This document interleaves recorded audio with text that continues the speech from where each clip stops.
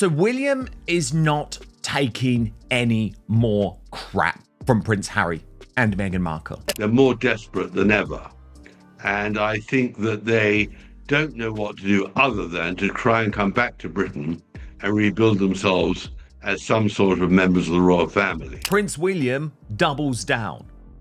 According to multiple sources, it's now a matter of when, not if, Prince Harry and Meghan Markle. He's now considering all options, including legal routes, to stop his younger brother, who he views as a treacherous soul these days. I think that they are at the moment facing a real crisis. Meghan and Harry's crisis, completely of their own making.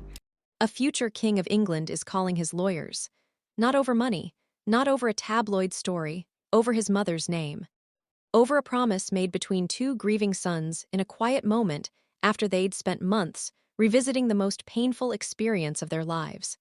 That promise is now apparently being broken, and William's response is no longer just anger.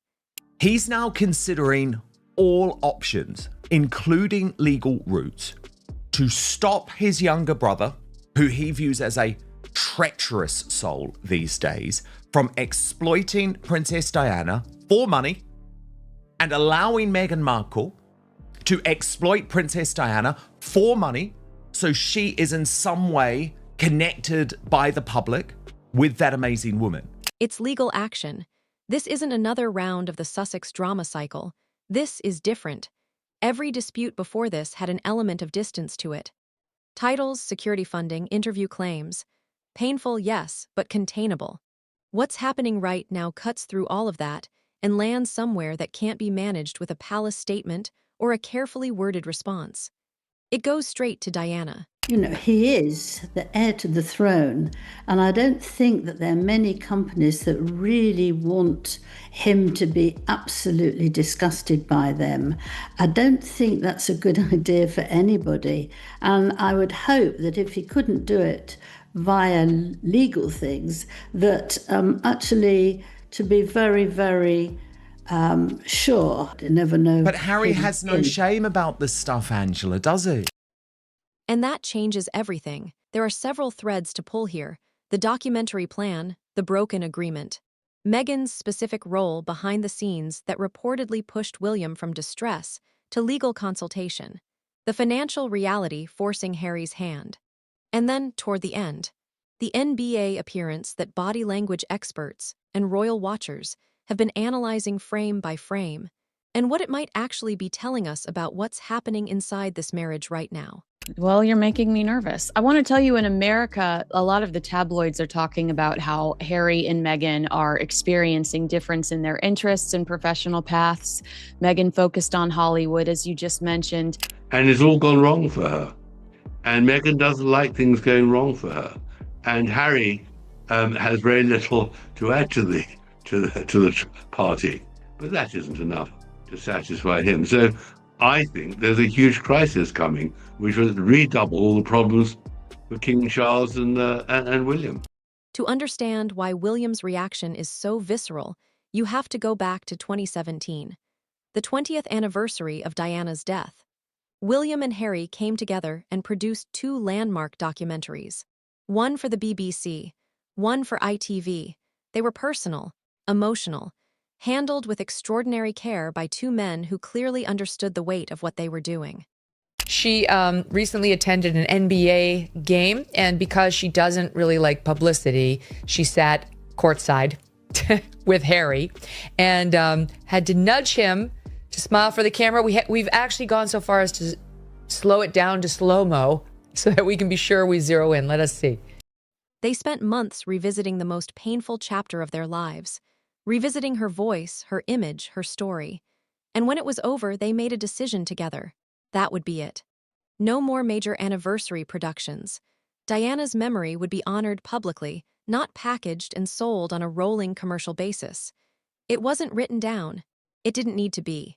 They also love to shit talk Meghan Markle. I got one from a welder the other day. No way. He was like, yeah, like I'm in the shop all the time. I used to catch a ton of shit for listening to your show. And then one day I was like, you got to come over here and hear what the Nerve is saying about Meghan Markle. And they were like, all into it. Oh, don't mind if we do. Don't mind if I do.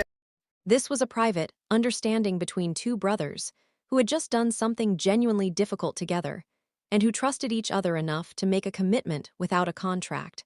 The kind of agreement that, in a functioning relationship between two people of integrity, doesn't require a signature. That agreement is now, according to multiple sources, being set aside. And the way William found out wasn't through a conversation. It was through the same channels everyone else found out. Plan by Harry and Meghan to mark the 30th anniversary of Diana's death next year with a major documentary series likely for Netflix, which of course does go against that principled agreement. That matters, because it tells you something about the state of communication between these two men that goes well beyond the documentary itself. Here's what Harry is reportedly planning. A documentary series tied to the 30th anniversary of Diana's death in 2027. Sources say it would examine her life, her treatment by the media, her treatment by the monarchy, and the lasting emotional impact of her death on her sons. On the surface, that framing sounds reasonable. He's her son. He was there. He has memories and perspectives nobody else has. But here's what makes this specific project different from anything Harry has done before. Diana remains one of the most commercially compelling figures in documentary history. A production carrying Harry's personal testimony, examining her death from the perspective of the son who walked behind her coffin, would generate immediate global interest. One source described it as simply irresistible to any streaming platform. It would make serious money. And that's precisely the problem. What nobody noticed until recently was the specific detail about who is behind the camera. Reports suggest Meghan is involved in a producing capacity on this project.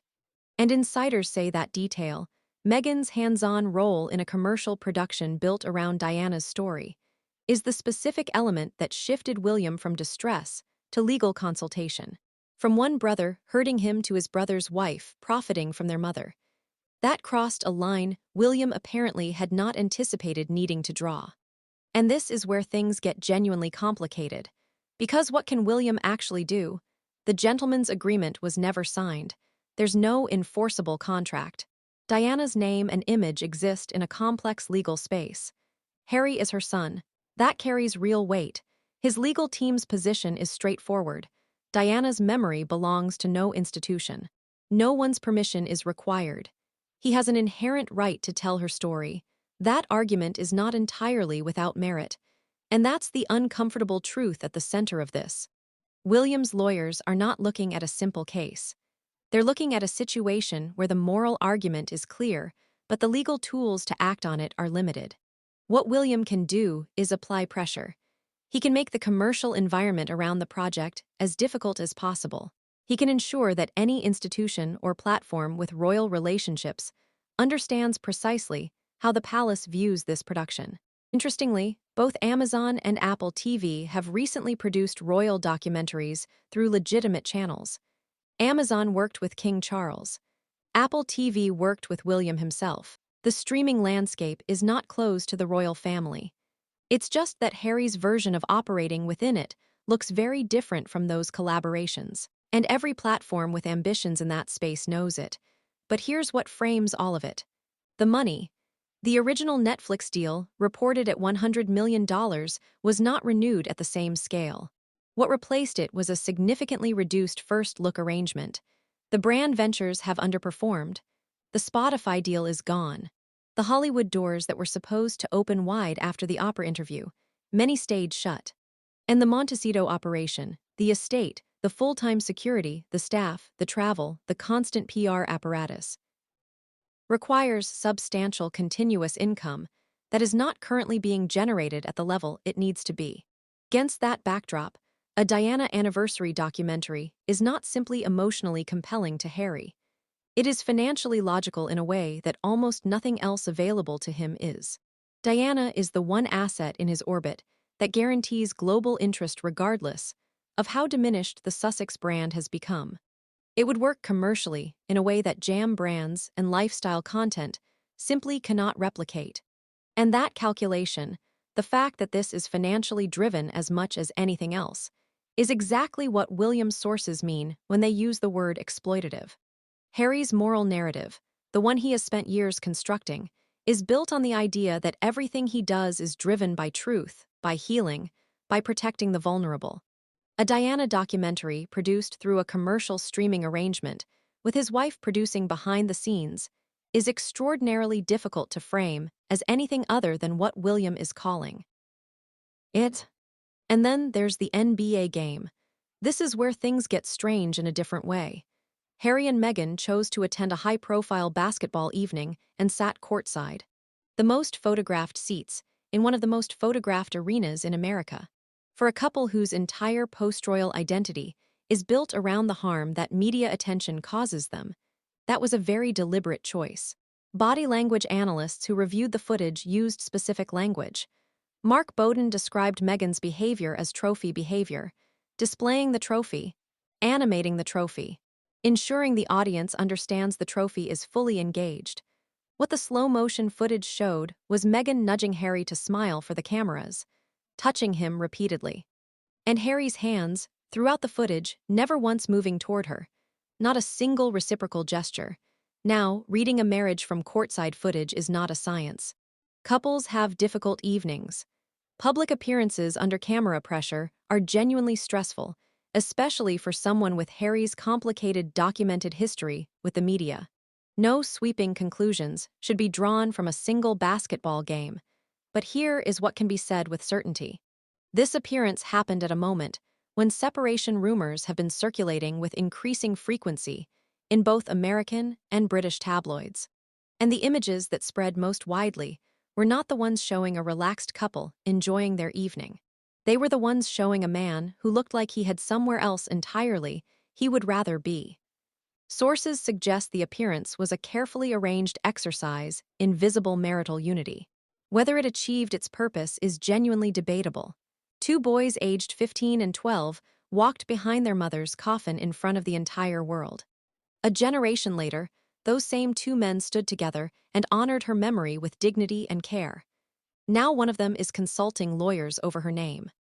Over a promise they made to each other in private. William's position is about protection. Harry's position is about rights. Both of them believe they are doing what Diana would have wanted. Only one of them is doing it without a streaming deal attached. Diana spent her life trying to be seen honestly, trying to protect her sons, trying to ensure they would be okay. She deserved better from the institution that failed her. The question that sits at the center of all of this is whether she deserves better than this too. Harry has every right to tell his mother's story.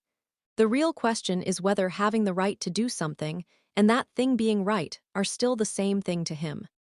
Based on everything unfolding right now, it appears he has stopped distinguishing between the two.